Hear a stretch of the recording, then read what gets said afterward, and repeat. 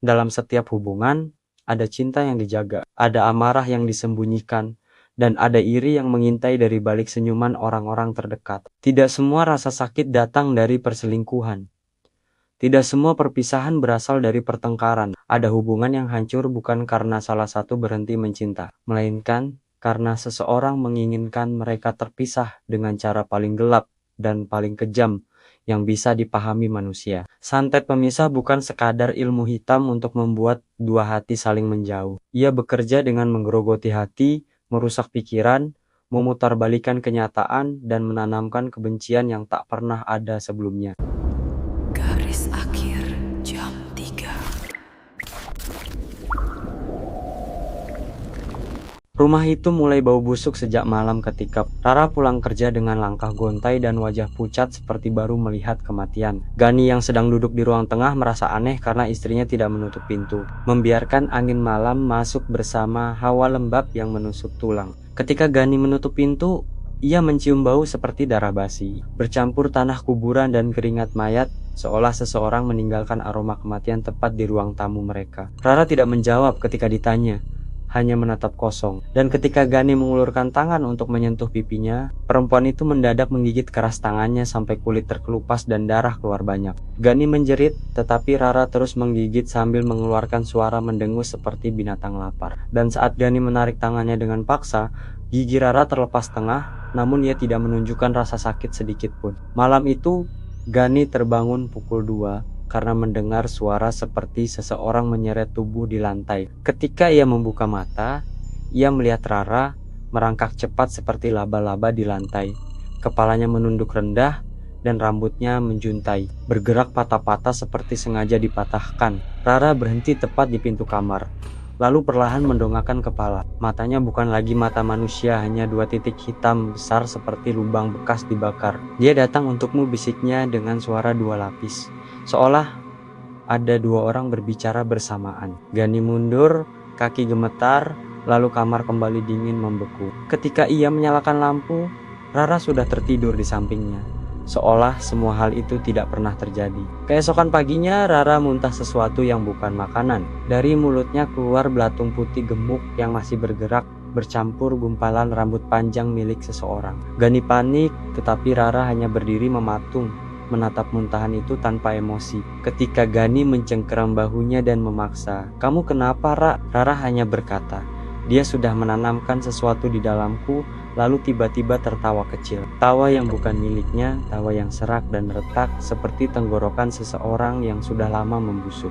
Pada malam berikutnya, puncak teror pertama terjadi. Dari plafon kamar mandi, darah menetes perlahan, membentuk pola aneh seperti simbol Jawa kuno. Saat Gani membersihkannya, darah itu semakin menetes seolah ada tubuh tergantung di dalam plafon. Ketika Gani membuka penutup plafon dengan sapu, sesuatu jatuh menimpa wajahnya, bukan binatang, bukan tikus, tetapi bungkusan kain hitam berisi tulang jari manusia dan foto dirinya yang disayat-sayat menggunakan pisau. Foto itu menempel di kulitnya seakan hidup. Rara masuk ke kamar mandi dengan wajah kosong dan berkata, "Aku tahu siapa yang mengirim ini. Dia bilang kau harus mati jika aku ingin bebas."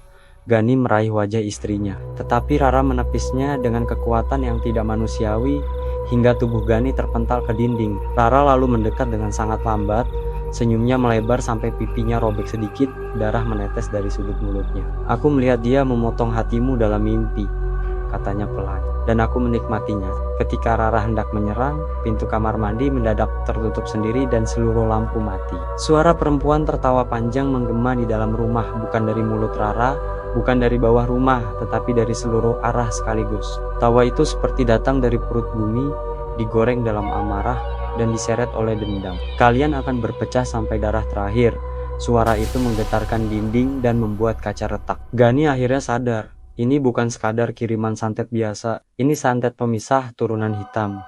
Jenis paling kejam yang merusak bukan hanya hati, tapi membuat korban ingin saling membunuh. Dan seseorang menginginkan mereka berpisah melalui kematian. Malam penyembelihan tanpa bayangan, sejak malam ketika santet pemisah itu menampakkan kekuatannya. Rumah Gani tidak lagi seperti tempat tinggal manusia. Udara dalam rumah berubah lembab, dingin dan berbau seperti bangkai yang sengaja disembunyikan di setiap sudut. Rara mulai berubah, bukan hanya secara perilaku, tetapi fisik. Kulitnya menghitam di beberapa bagian seperti terbakar dari dalam.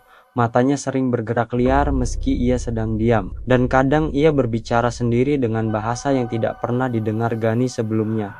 Seperti bahasa kuno yang bergetar, berdesis, dan kadang terdengar seperti suara seseorang yang memuntahkan pasir dari tenggorokan. Suatu malam, sekitar pukul 12 lewat sedikit, Gani terbangun karena mendengar suara serupa tulang patah dari arah dapur. Awalnya ia mengira itu suara piring jatuh, tetapi ketika ia membuka pintu kamar, ia melihat lantai berlumuran darah segar, bukan darah hewan. Gani menahan napas dan mengikuti jejak merah itu, dan begitu tiba di dapur, ia melihat Rara berdiri di tengah ruangan sambil memegang pisau dapur besar. Tetapi yang membuat Gani hampir muntah adalah apa yang ada di meja dapur. Seekor ayam hitam atau sesuatu yang bentuknya mirip ayam hitam dalam keadaan hidup, namun tubuhnya telah disayat-sayat. Perutnya dibelah dan isinya ditarik keluar seperti tali usus yang dipaksa memanjang. Hewan itu masih bergerak, tapi tanpa suara. Seakan pita suaranya dipotong. Darah menetes ke lantai mengikuti gerakan tubuhnya yang sekarat.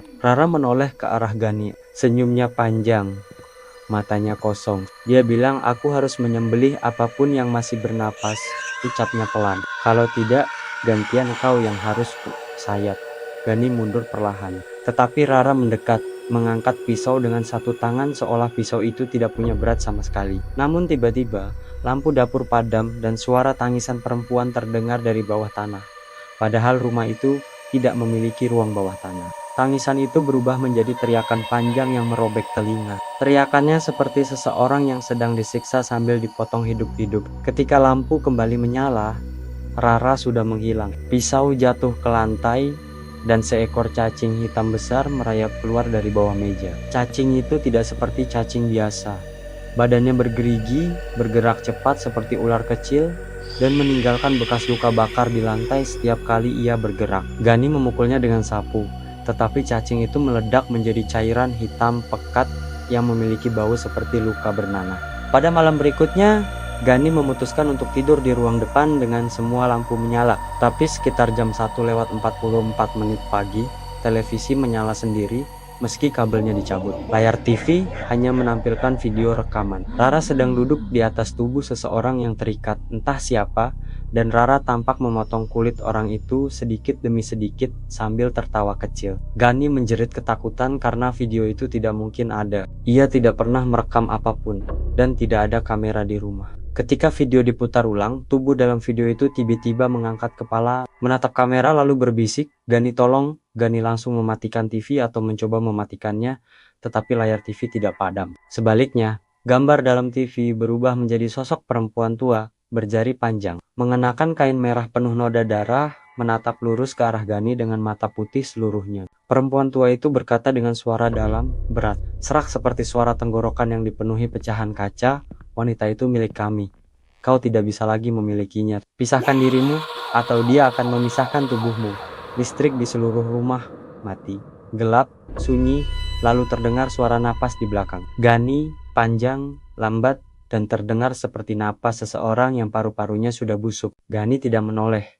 Ia terlalu takut, namun tangan dingin menyentuh punggungnya. Ketika ia akhirnya menoleh, tidak ada siapa-siapa. Tetapi di lantai, tertulis dengan darah, malam ketiga adalah malam pemisahan.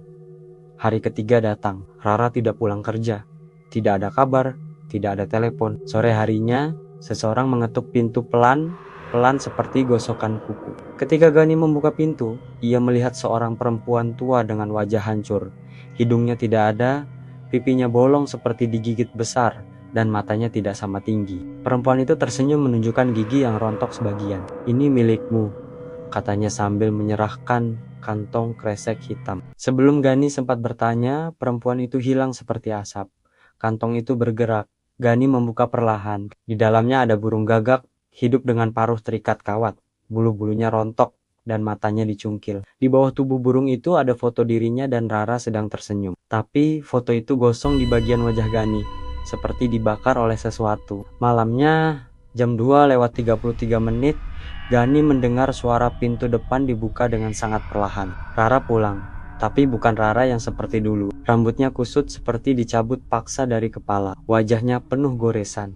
Tangannya berlumuran darah manusia, bukan darah hewan. Aku tidak bisa menahan dia lebih lama, katanya sambil menangis. Tetapi air matanya bukan air melainkan darah. Dia menginginkanmu dan Gani memeluknya. Tetapi tubuh Rara dingin seperti mayat. Lalu dari punggung Rara muncul tangan lain. Tangan kecil, kurus dengan kuku panjang seperti cakar. Tangan itu keluar dari tulang belikat Rara, meraba-raba udara. Tangan kedua muncul, tangan ketiga. Semuanya menjulur dari kulit Rara, seperti ada tubuh lain yang tinggal di dalamnya. Rara menjerit, tetapi jeritannya bukan seperti manusia. Lebih seperti teriakan hewan yang dibakar hidup-hidup. Gianikiga, lari! Dia sudah di dalam badanku! Tubuh Rara terangkat ke udara seperti didorong sesuatu dari dalam. Tulang punggungnya berderak krek-krek-krek seperti dipatahkan dari dalam. Dari mulut Rara muncul kepala sesuatu hitam, licin, bertanduk kecil, dengan mata merah seperti bara. Makhluk itu keluar dari tubuh Rara sambil tersenyum pada Gani, memperlihatkan gigi-giginya yang tajam seperti paku berkarat. Malam ketiga sudah tiba, katanya pelan. Saatnya memisahkan kalian. Gani menjerit. Lampu mati, rumah berguncang, dan makhluk itu mulai merangkak ke arahnya. Ritual pemisahan darah. Gani berlari tanpa arah, terhuyung dan tersandung berkali-kali. Tapi makhluk yang keluar dari tubuh Rara mengikuti langkahnya, seperti bayangan yang memiliki rasa lapar sendiri. Nafas Gani memburu.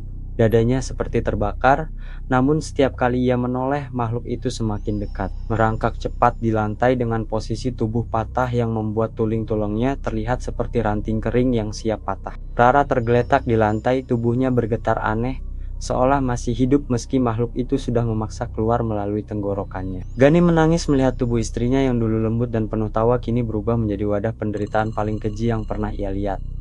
Rara, bangun. Sayang, tolong bangun, suaranya pecah seperti tenggorokan yang kering. Mata Rara sedikit terbuka, tapi matanya tidak lagi menunjukkan kehidupan. Hanya bola mata berwarna hitam sepenuhnya, seperti lubang yang menghisap cahaya. Dia ingin memotong kita, memisahkan kita, bisiknya lirih. Darah menetes dari sudut bibirnya tanpa henti. Makhluk itu mendadak meloncat ke dinding, menempel seperti laba-laba besar. Kepalanya menelengkan ke kiri dan ke kanan, gerakannya patah dan cepat seperti boneka rusak. Lalu dengan suara berat yang datang dari perutnya yang penuh luka, ia mengatakan sesuatu dalam bahasa yang mengerikan. Pemisahan darah, penyembelihan jiwa. Tubuh kalian harus dipisahkan untuk menutup perjanjian. Setelah mengatakan itu, makhluk itu mendadak menghilang dari dinding, lalu muncul di belakang Gani tanpa suara. Gani merasakan napas panas yang berbau daging busuk tepat di tengkuknya. Ia menjerit dan jatuh tersungkur, merangkak menjauh sambil memohon pada siapapun yang masih mau mendengar. Makhluk itu meraih pergelangan kakinya dengan cakar yang panjang dan dingin seperti logam. Gani menendang, namun cakar itu menancap dalam hingga kulitnya robek memanjang. Darah segar membasahi lantai, dan suara makhluk itu berubah menjadi erangan puas, seakan ia sedang menikmati aroma darah itu. Gani akhirnya berhasil menendang keras wajah makhluk itu, membuat tubuhnya terpental. Namun makhluk itu tertawa, tawa kasar yang menggores telinga. Darah hitam menetes dari rahangnya, dan ia berkata, "Kau pikir kau bisa lari dari santet yang sudah tertanam 3 hari dalam darahmu?" Tiba-tiba, tubuh Rara bangkit perlahan, bergerak seperti boneka yang ditarik oleh benang tak terlihat. Kepalanya miring ke sudut yang mustahil bagi manusia, dan tulang lehernya terdengar patah namun tetap memaksanya berdiri. Tangan Rara terangkat, dan dari kuku-kukunya yang telah hancur, darah menetes deras. "Aku tidak ingin melakukannya, tapi tubuhku bukan milikku lagi."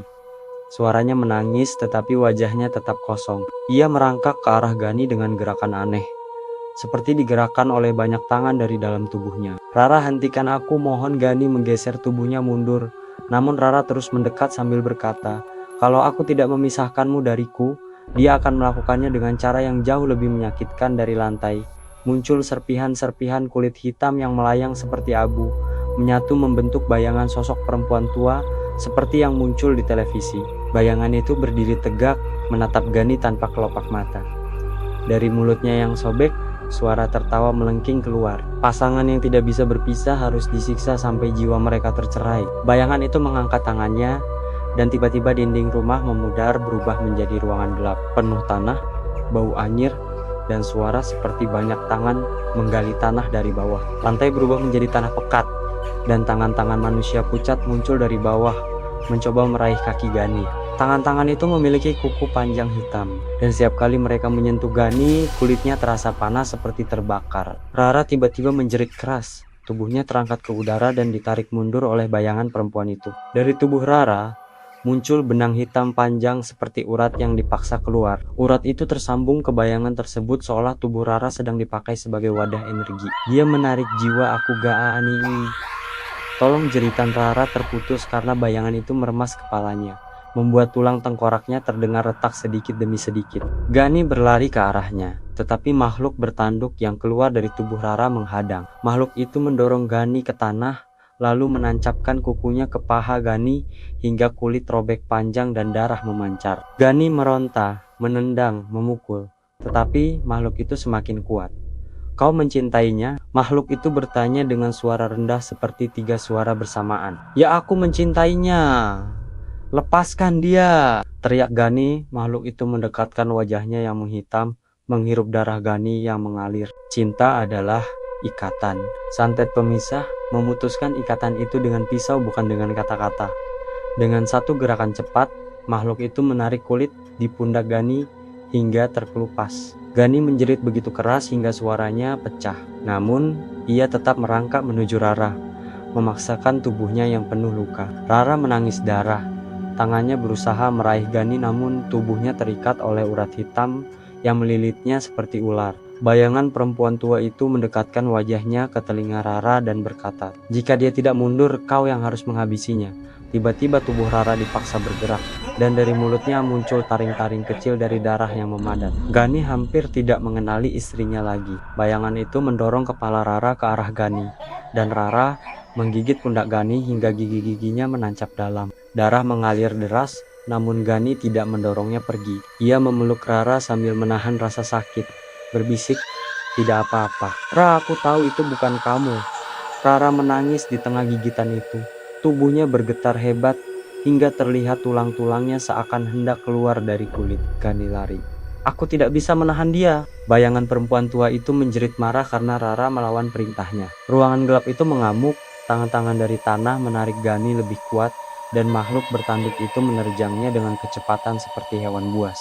"Waktunya pemisahan darah!" Suara itu menggema di seluruh ruangan. Makhluk bertanduk itu melompat, mengarahkan kukunya ke dada Gani, dan segala sesuatu menjadi gelap. Malam penyatuan darah. Malam itu udara berhenti bergerak, seolah dunia menahan napas untuk menyaksikan akhir dari kutukan yang telah menggerogoti hidup Gani dan Rara. Saat Gani diseret oleh kekuatan tak terlihat ke ruang tengah, lantai rumah yang semula dingin tiba-tiba berubah menjadi lengket, seperti dipenuhi darah yang mengering selama berhari-hari. Setiap langkah yang menimpa lantai menghasilkan bunyi plak-plak yang menjijikkan.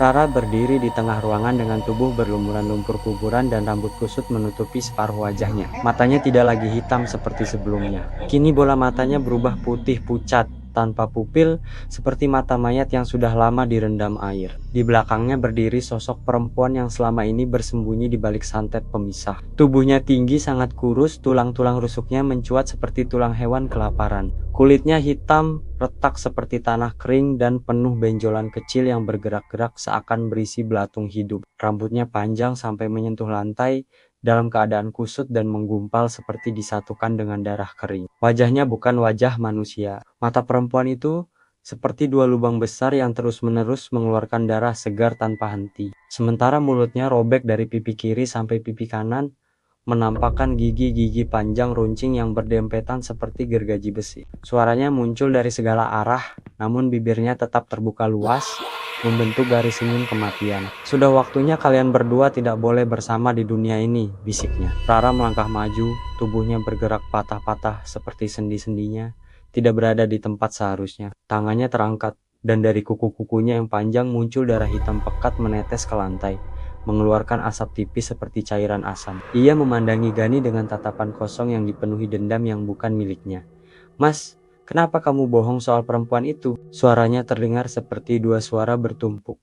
Suaranya sendiri dan suara perempuan santet. Gani berusaha menjelaskan lagi bahwa semua itu fitnah, tetapi lidahnya mendadak membeku, seperti ada sesuatu menahan kata-katanya dari dalam tenggorokan. Perempuan santet itu mendekat, Aroma busuk dari tubuhnya membuat udara seperti membusuk di setiap sudut rumah. Kau pikir cinta kalian cukup kuat untuk melawan aku? Tidak ada manusia yang bisa melawan iri dendam dan ketamakan. Ia meraih kepala Rara dari belakang, seperti memegang boneka. Kau milikku sekarang. Rara berteriak keras.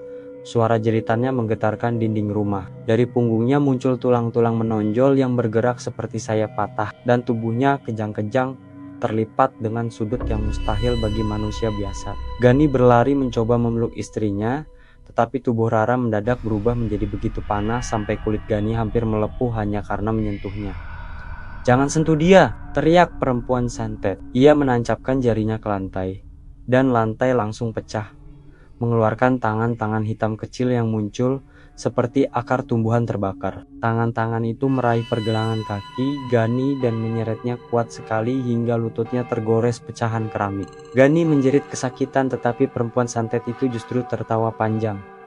Kau akan mati malam ini. Kematiannya akan menyusulmu. Cinta kalian terkoyak oleh kemarahanku, dan darah kalian akan menjadi persembahan. Badan Rara terangkat ke udara secara perlahan, posisi tubuhnya seperti disalib terbalik. Dari perutnya keluar cairan hitam yang menetes membentuk genangan besar di lantai. Dari genangan itu muncul wajah-wajah kecil yang menjerit, mengerang, dan memanggil-manggil nama Gani. Rara memandang suaminya dengan tatapan campuran antara amarah, rasa sakit, dan sesuatu yang tersisa dari dirinya dulu. Mas pergi, bisiknya lirih. Suara manusia yang sesungguhnya kembali sekejap. Tepat ketika Rara mulai meraih lehernya sendiri untuk meremukkan tulangnya, sebuah tindakan bunuh diri yang dipaksa oleh santet itu, Gani menabrak tubuh istrinya dan keduanya jatuh ke tanah. Perempuan santet itu marah luar biasa. Ia menjerit begitu keras sampai genteng rumah pecah dan kaca jendela melayang pecah ke segala arah.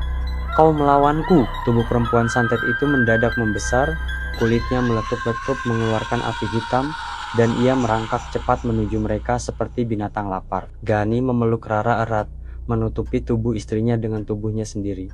Kalau aku mati malam ini, aku mati bersama dia, teriak Gani. Perempuan santet mengangkat kedua tangannya tinggi-tinggi dan meretakkan tulang-tulangnya sendiri seperti mempersiapkan pukulan pamungkas.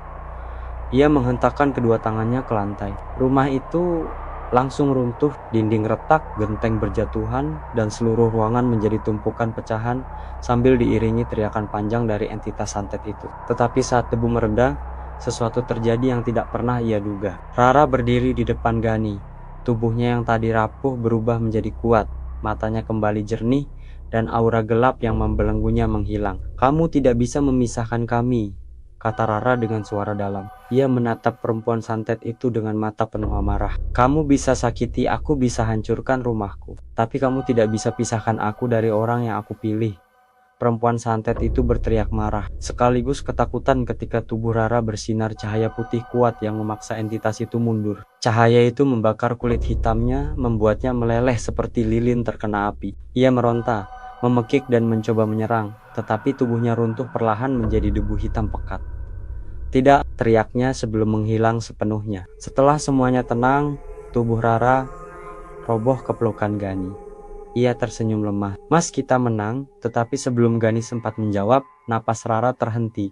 Jantungnya berhenti, tubuhnya dingin, dan senyuman terakhirnya membeku. Gani memeluk tubuh istrinya sambil menangis keras, jeritan pria yang kehilangan separuh jiwanya. Di luar, angin malam berhembus pelan, membawa bisikan samar cinta, tidak bisa dipisahkan bahkan oleh kematian. Pada akhirnya, tidak ada yang benar-benar memahami betapa berbahayanya iri dan dendam yang disimpan diam-diam. Santet pemisah bukan hanya tentang memutuskan hubungan dua manusia, tetapi tentang menghancurkan seluruh hidup mereka, menghilangkan kewarasan dan merenggut kebahagiaan yang mereka bangun bersama. Gani dan Rara telah membuktikan bahwa cinta bisa menjadi kekuatan terakhir yang mereka miliki. Namun tidak semua kisah berakhir dengan kebahagiaan. Ada cinta yang bertahan melampaui maut, tetapi ada juga luka yang tidak pernah sembuh karena meninggalkan bayangan gelap yang terus mengikuti sepanjang hidup. Dan bagi mereka yang pernah merasakan sentuhan ilmu hitam, baik sekadar bisikan, firasat buruk, mimpi gelap, atau pertanda aneh, mereka tahu bahwa dunia ini menyimpan kekuatan yang tidak bisa dimengerti oleh logika. Kekuatan yang bisa mengetuk pintu kapan saja,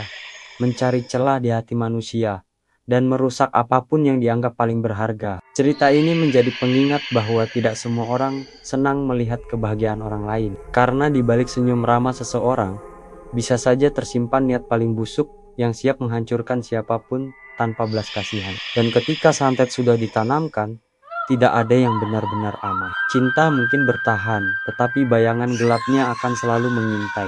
Terima kasih sudah mendengarkan cerita ini. Jika kalian masih berani tinggal di sini, jangan lupa tekan tombol subscribe, like, dan share karena semakin banyak yang mendengar, semakin kuat pula energi gelap yang menjaga channel ini tetap hidup. Sampai jumpa di cerita berikutnya kalau kalian masih berani kembali.